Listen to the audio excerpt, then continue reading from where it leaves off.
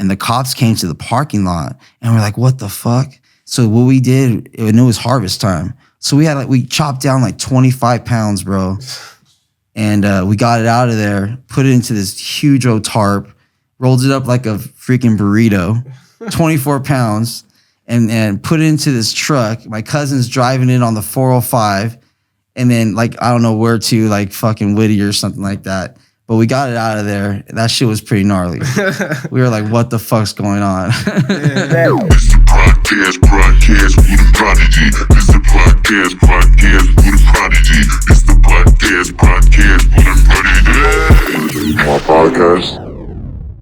What's good, ladies and gentlemen? You know what it is. It's another episode of the Prodcast with Prodigy. You already know who I am, your boy Prodigy. But today we're introducing you to another special guest. He goes by the name Mr. Handsome. How you doing, my boy? What up, bro? How you doing? How's everyone? Chilling, man. Great day in California, you know. Another blessing. Yes, sir. It's always a grateful day to be alive. Yes, sir. Yes, sir. And if you guys can't tell, a little different setup on the table right here. This is his brand right here, Handsome. Obviously, you guys seen it in the set pretty much for, you know, a good amount of the episodes, giving us merch, you know. I appreciate that as well, you know. Sick brand, super comfortable hoodies. I'm not gonna lie. It's not even just because you're right here. I'll be wearing that hoodie all the time. I'm not gonna lie. But what's good, man? Where you coming from? Come from San Pedro, where I'm born and raised. San Pedro? Yeah. What's it out like in San Pedro? Man, it's beautiful, you know. Palm trees, you know, right there on the coast, right there where the ports are at. You know, I gotta give a shout out to all the Longshoremen, Local 13. You know what I mean? We work hard down there, bringing in those ships and exporting those containers out to everyone in the whole world. You know, we risk our lives out there. You know what I mean? So shout out to all my lashers. You know, my brother JR. You know, he's my partner, and you know, shout out to everyone that works down there. Yes, sir. For real. So. Obviously, you just told us you work at the ports in San Pedro. How did you first like get into like working at the ports and stuff? Well, you know, God bless. You know, luckily, you know, my dad. Well, first my great grandpa, he was like one of the 12th members, first 12 member down there, and this was back in 1960s. You know, and then my grandpa went down there. But my great grandpa, he opened up a steel mart called Felix Steel, like in Wilmington, first like steel company down there. Mm-hmm. And then my dad worked for him, and he ran the company, and I was just always there at the steel mart, and you know, always there I was born to be a longshoreman. Yeah, for real. And you know, I knew I was gonna be a longshoreman my whole life, and I take pride in it, you know. But what happens is, you know, it gave me leeway to you know, make music, to make a clothing line, to, you know, grow pot, you know, to do all these other things that I always dreamed of, you know. And I know my dad's proud of me because, you know, I know he knew, oh, my son's gonna be this one day, you know what I mean? But it is what it is, you know what I mean? Yeah, followed his footsteps and more. Exactly. That's what I try to do. Yeah. You know, I'm a DJ, you know. I popped off San Pedro for 7 years DJing down there. Popped off Long Beach on Pine for 4 years on there. I still pop off Belmont Shore till this day DJing there. You know what I mean? So it is what it is. Yeah. So explain exactly what you do like at the ports. What's your main job? And so I go on the ship. You know, me, my brother, and about 20 other guys. We go on the ship, and we're either unlocking the containers off the ship. We're unlocking the containers so the containers could come off the ship into the port, or we're locking the containers down so it could sail out to sea to the whole world. And what we do is, you know, basically we get these 50-pound bars and we throw them up on the container and we lock them down with these turnbuckles. And, you know, like last night, me and my brother were on the ship and he's hanging over the ledge. He's like, here's a bar. And I'm like, all right, you know, and like, it's crazy, bro. You know, you always got to be on point, you know, no drugs or alcohol down there, you know, and you just got to stay ready, you know, still sharp and still down there. You know what I mean? Yeah, I bet. And Yeah. how's it been recently? Because obviously that oil spill kind of, messed up the ships being in the docks and stuff like that. It is backed up. There's 90 ships out there right now, and we're doing as much as possible to get them into the harbor, to get them into the yard, to have them shipped, to have them, to have them to go around the world. You know what I mean? To into the United States, and we're doing more than we're doing a lot right now. Yeah, I bet. Yeah. Especially, and what are your Thank God. Yeah, making them checks come in nice. Yeah, we have to. Yeah. What are your like hours like when you work here? What does your schedule look like? I work the night shift, so I'm working from 6 to 3 in the morning, sometimes 5 in the morning. Because there's a lot of overtime right now. Because once you're on that ship, you have to get all those containers off on that ship for it to sail. And if you don't get all the containers on by 3 o'clock, we're there till 5 a.m. For it to sail. That's crazy. Yeah, it gets crazy. And you were telling us earlier before we started filming about how you're almost like able to choose your own schedule on this job. Well, you're not able to choose your own schedule, but you're able to. Like, I'm a night guy, so I work at night, and I work from 6 to 3. Every night. Sometimes, you work so much you just want to take off a couple of days. You could do that. Yeah. But it's very strict down there. You gotta work hard. Yeah. And you were telling us that if you really wanted to, you could like take a double shift during the one day. Well, right now you could do double shifts because there's so much activity down there right now. So you could work in the night and then go and work in the morning. Try to take a 2-hour nap or something. Yeah. Beforehand. And knock it out, but it gets strenuous on you. You get tired. I don't do that all the time, but I try. Yeah. What's like the longest you've gone for like working just like straight? Shit, I just did 14 shifts in a row like last week. Damn. Yeah. How'd that make you feel? It was tiring, bro. You don't even know what day it is. What, Wednesday? Oh no, it's Saturday. Oh, okay. It don't even matter. You Yeah. got work. Yeah. It's crazy. Yeah, that's insane. And like, what kind of stuff is like in the cargo when you guys? Everything, bro. Everything that's shipped into the U.S. Like right now, I mean, from liquor to clothes to cowhide to wood to steel to everything you could imagine. We bring it in to the LA port, LA and Long Beach port, and we transfer it into the US and out to the world. Yeah. What's the weirdest thing that you found in like one of the crates before? Like a tank. A tank? You opened up a tank before? No, I mean you put the tank into the into the ship, and there was like this huge ass yacht we had to put into a ship. I mean, there's a lot of crazy stuff that happens down there. A lot of crazy shit. Wait, they put a yacht on another ship? Yeah, basically to ship it to Dubai or whatever.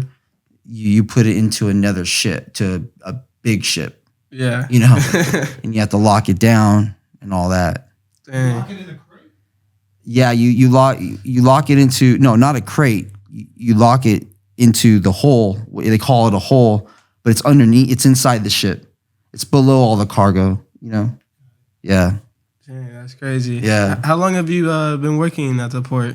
17 years. 17? Yeah. Dang. Yeah. You haven't gotten tired of it yet? Nah, man. No? Nah.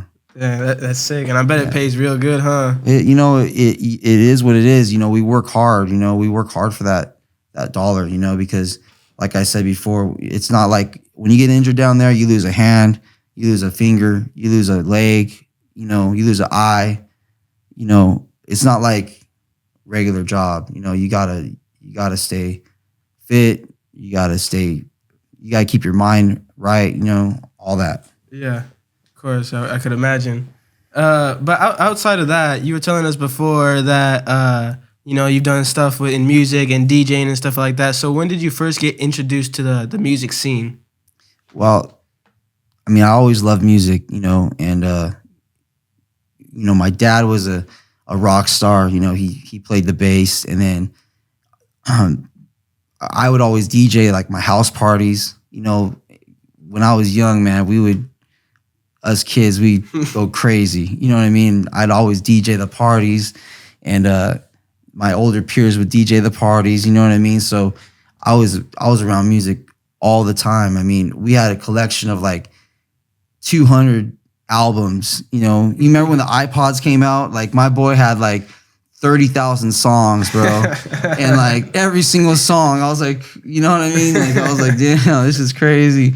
And like it was a blessing, you know? And I just, you know, kept DJing, and then I got into, you know, wanting to have my own record label or invest into a record label. So I invested to a record label, and then I signed an artist, and then that didn't go so well because, you know, when you got partners, it's just different. You know, you gotta you know, it's like, so I got out of that and I started my own record label called Hook 'em Records, you know, after the ILW, Longshoreman, you know, because they call it a hook. You know, when the crane comes down, that's a hook. Yeah.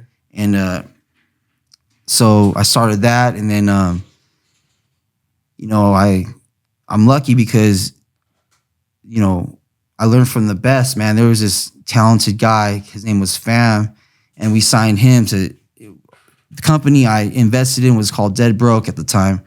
And we signed him, and I had him move in with me for like a year and a half. And I learned a lot from that guy, man. Rest in peace, you know what I'm saying? And then after that, we broke apart, and then I met Constantine, you know, and then that guy showed me a lot, you know, and we started making records. And then from then on, man, just been making music from then on and just killing it.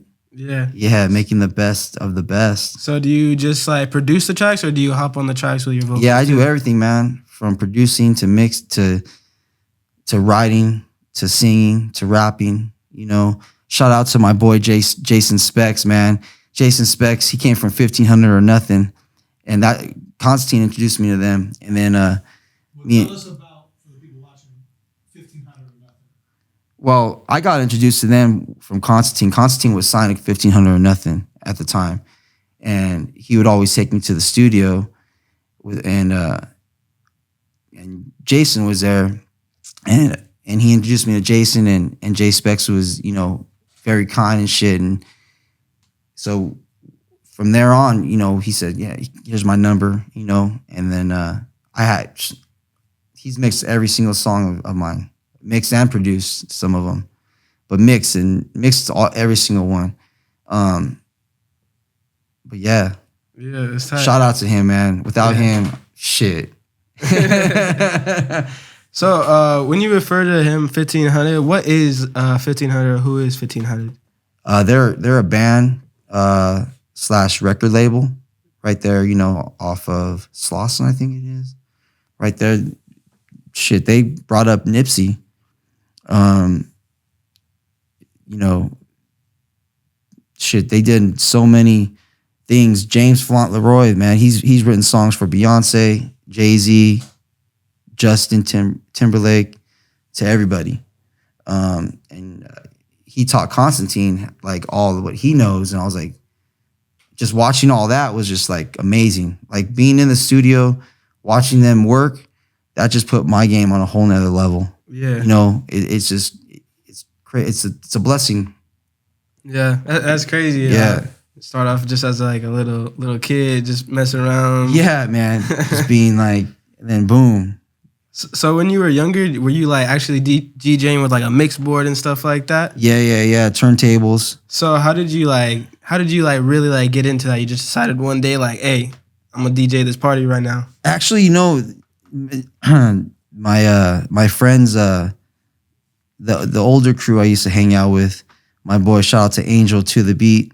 He put me on game to DJing, and ever since then, man, I used to just carry crates for him, shit, and you know, doing whatever I could to just like help him out, you know, watch him DJ, and go to every show he did, And ever since then, I learned and how to do everything, do the lights, do to the speakers, to everything, to DJing.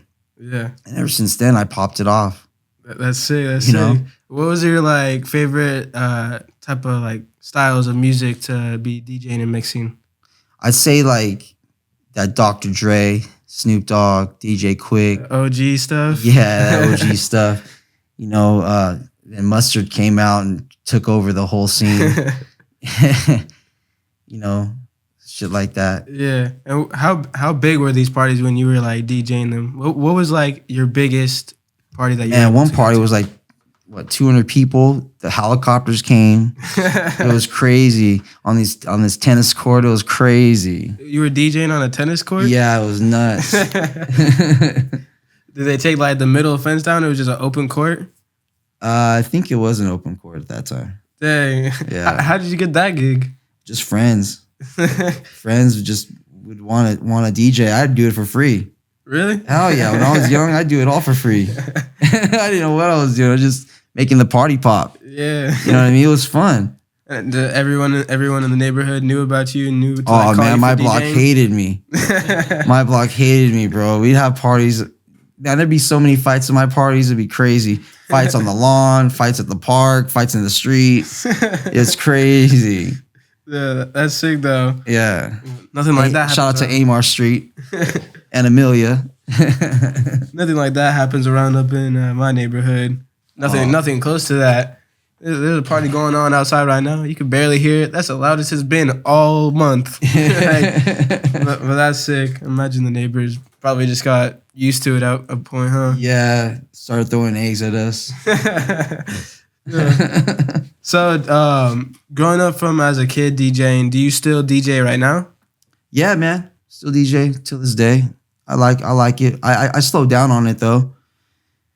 But when I'm at home, I love to DJ, so I DJ whenever I want. Yeah. You know what I mean? I focus on mostly right now my album and writing and rapping and making that shit pop off. Yeah, that's what's up. Because my album's crazy. I got Snoop on there, 2 Chainz, Kobe Cobra. I got Joe Moses. I got AD. I got Compton Menace. I got Fam. I got Cope. I got Savage 1400. I got a bunch of people, man. It's popping. It's a real West Coast. It's like that real West Coast shit. You know what I mean? Yeah. That 96 2000 shit. Yeah, and it's going to be a pretty big album by the amount of features you're naming off. Yeah, man, it's huge. I mean, right now, it's gonna be popping. Yeah, You know what I mean? I'm gonna pop Long Beach and San Pedro off. Yes, sir. And so earlier you said that you would do like DJ at someone's party for free and stuff like that. So did you have any like side hustles as a kid to like make money if you were like Yeah, doing it man. for free? I used to donate weed for tips. Since like 96, bro. And then I started growing weed in like 2002. And from like 2000, man, I grew the best weed. I used to have like 4 houses at a time. For like 10 years, that's all I did. That and Longshoreman. And man, I got a green thumb. And for like 10 years, that's all I loved to do. I loved to grow weed. It was a passion of mine.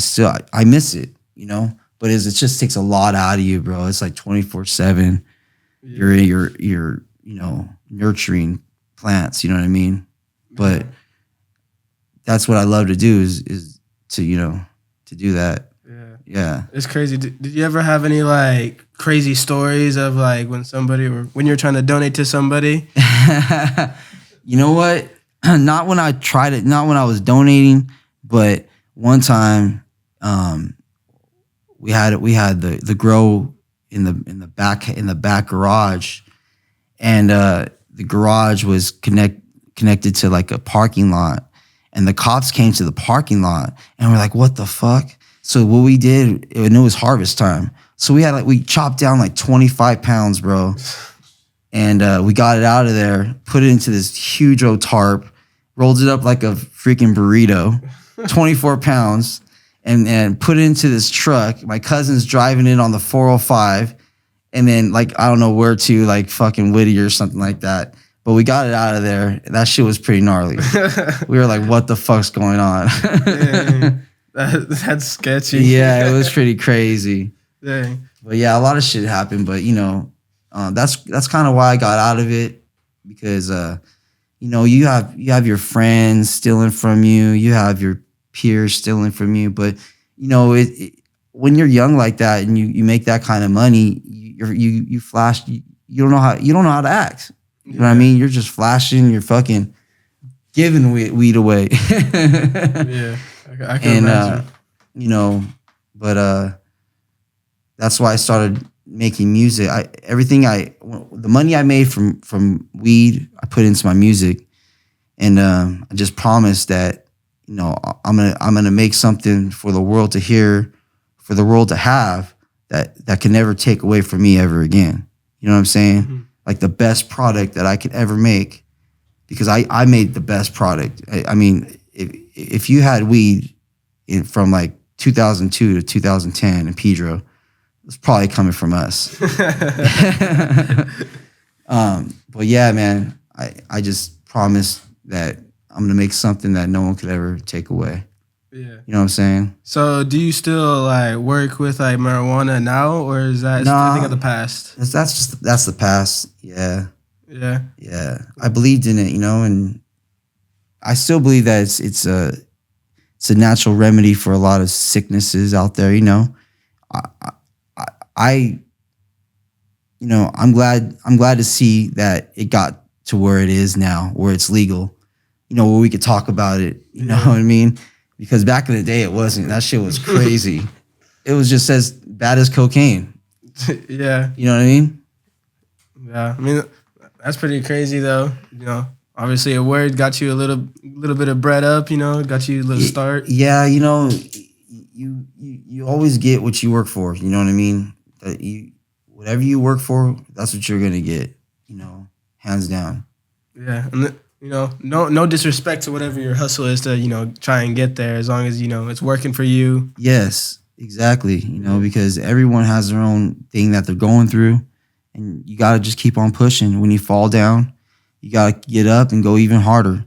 And that's what it's all about, man. It's not how hard you can hit, but it's how hard you get hit and you just come back. You know, that's what it's all about. It's how hard you could get hit, fall to the ground, go broke, and make something out of nothing.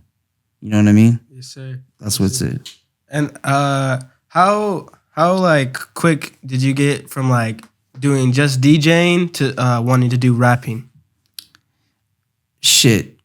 I mean, I think when music's just in your blood, when you just love music that much, fuck, I thought I was a rapper at fucking 15. You know what I mean? Like, shit. And I got real serious about it like in 2005, you know? And but we would always freestyle, bro. Yeah. All my boys would freestyle. You know, we would be on the block on Amelia freestyling and just going crazy. You know what I mean? That's just what it was. But I got real serious about it when my friend passed away. And then I was like, you know what? I'm gonna do something to where I could, you know, show him, because he loved music, man. You know what I mean? He's the one that had the 30,000 songs on that iPod. Oh yeah? Yeah. So, but more than that, man, I just flipped the switch and I just, you know, wanted to rap, wanted to sing, wanted to write, you know, just everything, hip hop. Yeah. You know? Everything just comes together at once. Yeah, man. Hip hop's hip hop, man. It's in your blood. Yeah. And then, so what type of rapping do you like to do? Is it more like OG gangster stuff, more like slow down? I feel like my style's like, if you mix like Quick with Jay-Z to fucking like Linkin Park. To Linkin Park? To like Rise Against, Red Hot Chili Peppers. So it's like, it's crazy. Like rock stuff? I do everything, man. Yeah, my album's gonna be crazy. You got guitar on there, bass, a bunch of live instruments. You know, I mean, all my friends when I was younger, they all had punk bands. Like all we used to listen to sometimes was punk. And I mean, I'm a drummer. I drum. And a good friend of mine, shout out to Bomber, dude's one of the greatest drummers I've ever seen. That guy could whip anyone's ass in drumming. I mean, it's crazy how good this guy is. And it's just a blessing that I got to see. Back in the day, our parties would be 3 bands, and they were all my friends' bands, and then we'd mosh pit, and then there'd be the DJ after. And we dance and fucking have a great time. That's what it was. It was 3 bands and a DJ. That's sick. Yeah, man.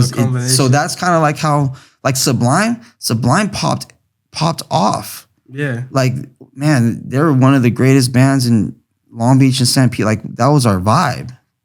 Sublime. You know what I mean? So like, and then you got Snoop Dogg. You know what I mean? It's like, so like my album, my genre, it's like a mixture of all these things, which is very, very beautiful. Yeah. I don't want to like talk about that because, you know, nowadays hip hop is everything, you know, about like the 808s, the kicks, the drums and stuff like that. But like how like important do you think it is to like bring back old stuff like rock or other genres into hip hop? Man, I think it's very important. I mean, what I'm doing is keeping that fire that was in me since I was 16 this whole time, you know, and organically making this record from all that time on to here to now. You know what I'm saying? And like not missing a beat, you know what I mean? Like basically just giving you everything of my whole life. You know what I mean? And like that's what this album's about, you know, that's what this album is. And it's very important that we keep that hip hop, you know, that hip hop's alive. Hip hop's alive. Yeah. You know what I mean? It's, you know, I'm here, it's alive. Eminem's there, it's alive. You know what I'm saying? Like, so it is what it is. Yeah.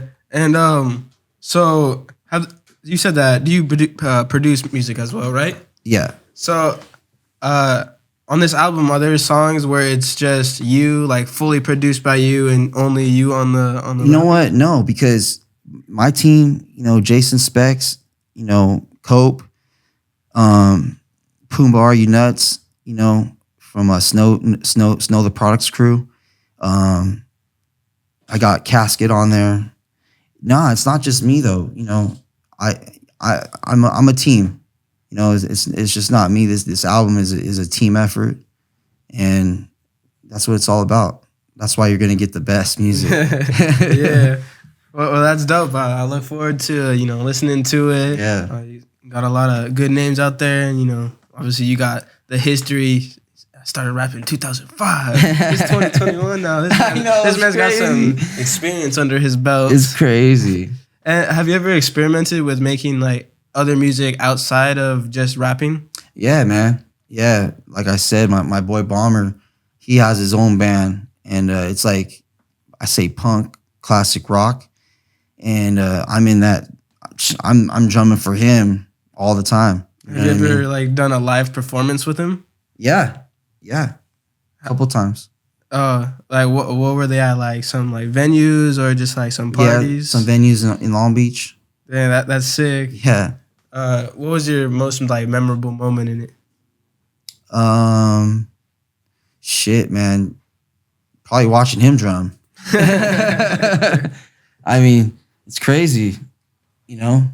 How does it feel to just like be on stage, whether it be like, say, in those moments when you're playing the drums or like, say, you're on stage and performing in front of people? Oh, you're saying that? Like, man, just getting the crowd hype, you know, watching the crowd. Like, I DJ'd this one New Year's at Panama Joe's in Belmont Shore, and that shit was so cracking. Like, we were going nuts. Bottles were flying, fucking bottles were being poured on people. It was nuts. I mean, everyone loved it, you know, but I mean, just you know, getting the crowd popping. That's what it's all about. Yeah, that's sick. It's cool because I play the guitar, and you know, I'm pretty sure if you play an instrument your dream would be like, oh, it would really be sick to like perform this in front of people and, you know, like be in a band or like say you play like a flute or something. I want to be in an orchestra and stuff like that. But, you know, it's always been like a thought in the back of my head, like, man, if you go to like a show, go to a concert, like I want to get that feeling of being on stage and people going crazy. And I know it's because of me. Yeah. I mean, that's what it's all about. I mean, and that's partially what we do it for. But I mean, making that music, just right when you mix down the song, then master the song, and you get it back from the master guy, you're like, damn, like this is what I make music for. Like, I can't believe how this sounds. You know what I mean? Yes. And that's like where you get the most like satisfaction is like, damn, you know what I mean? Like, I'm the only one that gets to listen to this before I put it out, and like no one else hears this. And you're like, fuck, this shit's fucking pretty badass. Get a little sneak peek before the world does. Man. And how long does it like? What are your recording sessions like? Are they like multiple sessions or try to get it all done in one? Nah, man, I don't do that. I you know, kind of like when Eminem would go there from 9 to 5, and after that, it's like a job. You know what I mean? So I'll go in there and then I'll like master that verse or write down or record 2 verses, but that shit takes a while. You know what I mean? I mean, I just don't go in there and I make sure that shit's right. I'm like real particular on each word, on each verse. You got to, because it's like if you're gonna put out music, each double, each ad lib, each fucking under. It's crazy, bro. Like, it takes me a long time to make one song. No, I think it's good though, because like if you're gonna put out something that you know, like it's gonna be in the back of your head, oh, this doesn't sound right. This is not what I wanted. Even though other people may like it, it's gonna be like, it's not the record I wanted. But yeah, I mean, till this day, I'm still like going back and just changing shit because I want it to sound the best, you know? Yeah. I mean, perfection is key, you know? That's what everyone wants to get in life. Yeah. So shout out to my clothing line, Handsome. Yes, sir. You know, handsome and gorgeous. Oh, before you say that, obviously the brand is named after the one and only Mr. Handsome. But what does Mr. Handsome mean? How did you, get that name? So, handsome, it's how you live. It's how you treat people, how you carry yourself, on a positive daily basis. And, I redefine, it used to be called Poor, Broke, and Handsome. That was my clothing line. And then I had a partner. And again, man, things just went south. And then I was like, you know what? I'm not going to let this die. You know what I'm saying? So I reinvented the name to being just Handsome. And I changed the A to a V because to redefine the word, it's how you live. It's how you treat people. It's how you, carry yourself, instead of how you look. You know what I'm saying? It's how you really live. It's how you really treat people. It's really how you carry yourself on a daily basis. Yeah. So, and that's why you see that V, there. It's and that took me a while, but I'm proud of it. You know what I mean? And shit, we sell out over there in Long Beach and San Pedro. Yeah. Do all the same people that were at your DJ shows know about your brand? Yeah, man. It gets crazy. Everyone on that beach over there be wearing my hats. Yeah, you just walk outside. It's like you got fans walking out on the beach. That's tight. I wish. It's also been a dream of mine to start a brand. I think a lot of entrepreneurs, that's their dream. Man. You should. And it's like it's cool though, because like you get free clothes at the end of the day too. It's like exactly what you want, exactly what you need. Yeah, man. In stock and stuff like You're that. Wearing your own gear. Yeah. And how long ago did you start your own independent brand? That was in like 2008. 2008? Yeah, 2006, 2008. Yeah. So it's been going strong for a minute? Yeah, man. Yeah, it has. And then I reinvented it in 2013 to Handsome. Mm-hmm. So, Do you think you had like a bigger boom like back in the day when you had your partner, or more of a bigger boom now? Nah, by man, yourself? it's about right now. You know what I mean? The boom is happening. Yeah. You know, I'm in the boom. You know what I'm saying? Like, like this. You know, no one's even hasn't even seen anything yet until it's about to pop off. Yeah. And so tell the people that are watching or listening right now, like the type of clothing that you like offer. What can you like get from like your store? So you go on handsome.com, hvndsome.com. You get your hats, hoodies, t-shirts, tank tops. And then also for the women, I got Gorgeous. So got the hoodies and tank tops and workout gear for them. So it's like the woman's like separate section of the Handsome brand. So it's Handsome and Gorgeous. Handsome for men, Gorgeous for women. That's cool. Yeah. It offers like the same type of stuff, or is it like different stuff? Similar but different, you know? Yeah. Yeah, you gotta check it out. Instead of the Handsome, it's got the Gorgeous in front. Yeah. That's sick. Also, you know, you guys gotta follow me on Instagram, Mr. Handsome, Yes, sir. Mr.Handsome. Go check me out, you know. Yes, sir. And like say they want to listen to like, you know, some of your music or wait for your album to come out, where should they look you up? Right there Same on IG, thing? yep. You go on Apple Music, Spotify. I'm on Apple, you know. I used to go by the name of DJ AC, because AC, everyone knows me as AC. That's my shit since I was born. That was my name, AC. Mm-hmm. And then I reinvented myself. I changed my name to Mr. Handsome. You know, actually, Flossie was like, you know what? You should call yourself Mr. Handsome. I was like, you know what, Flossie, you're damn right. Went along with it. Yeah, and ever since then, I was like, fuck, boom. Boom. That's sick. Yeah. Flossie back in the background here has been known to do that to a couple people. Yeah. Just change them in 1 second. Yeah, I was like, damn. You know, I was like, damn. Why didn't you think of That that? shit was classic. That's sick. So, when can we expect your album to be coming out? 2022. 2022. Yeah, I'm thinking around my birthday, like March. You know, March or April, right there. You know, I'm right there. Yes, sir. Yes, sir. And you still trying to get more people, more features on there, or do you have your set list right now? I'm good where I'm at. You know. Let's see, man. Yeah. And how many have you dropped? Any other projects before this? Any other albums, EPs? I dropped 12 singles. You know, I got my music video out there. You know, shit like that. Yeah. And then what are you doing now? What's the next step in like your brand right here? So what's the next big step for Handsome?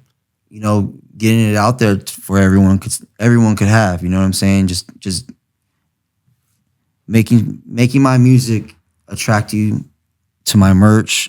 You know, to more music, because you know this is a lifestyle. You know, I'm trying to make this is a movement. Handsome's a movement, and it's gonna be like Hurley or like, you know, any of those other ones. Mm-hmm. Yeah, everything. Everybody's like, oh yeah, we know that brand. Say like Exactly. Volcom or something. Exactly. Like that. Exactly. That's cool, man. That's cool. And so you're saying that your music connects to your brand. So would you say your music represents what your brand is all about? No. My music is my character, man. My music is my real life character that I've been living since I had this fire in me since I was young. You know what I'm saying? And it's just when you hear it, you're gonna be like, damn. You know what I mean? But yeah. You know, my clothing line, that's my clothing line. You know what I mean? I kind of separate them a little bit. Yeah. But at the same time, combine them. Yeah. You know what On I'm separate saying? little pleasures. Yeah. That's tight, man. That's tight. And like you guys said, or I mean, sorry, not like you guys. Like you said, we're gonna be waiting for this album. You know, obviously, he said a lot of names that got me excited. I'm like, oh man, and you've been in the game for a minute, and you know, A little excited. Might have to go back on your old work, do a little research, Man. See what is going on, see what Go the hype catch is me about on with my- Mr. Handsome over Go here. catch me on my Instagram. Yes, sir. Gotta keep up to date with the posts. Yes, sir. Yeah, man, my stories are live. The stories go crazy. Yeah. What does your IG look like for like somebody who's gonna be looking at it every day? It's entertaining. Say the least. Yeah. Shit, I'm on a ship at night and eating good food during the day, working out, all kinds of crazy shit. Yes, sir. Yes, Partying, you know what it is. You know what it is. Yeah. Make sure you guys check out his brand. Like I said earlier, I'm not just saying this because he's here in front of my face. He's giving me, a couple of hoodies, a couple of shirts, and they're pretty comfortable. I've worn them, around the house, outside, and stuff like that. Good quality. Obviously, got the hats up here for the set. Gonna stay on here for probably a good amount of time. It's, That's what's up. become a part of the show already. So my album's called Ace. Action Changes Everything. It's dropping in 2022. It's by me, Mr. Handsome, and it's gonna be popping. So look out for that shit. Yes, sir. Yes, sir. Well, I really appreciate you coming over. I never would have thought I'd meet the person that, gives me some free clothes, little sponsor almost. But yeah, it's great to have you, man. Yeah. I'm going to be waiting on your music. I appreciate you guys having me here. Hope good things come for you, Very grateful. Yes, sir. Shout out to Flossie. Yes, sir. Shout out to Flossie. Yeah. This has been your boy, Mr. Handsome. Don't forget the name. Don't forget the brand. Make sure to check everything out about this boy right here. This has been another episode with the Prodcast with Prodigy. We out. Yeah. It's the Prodcast with the Prodigy. It's the Prodcast with the Prodigy. It's the Prodcast with the Prodigy. My podcast.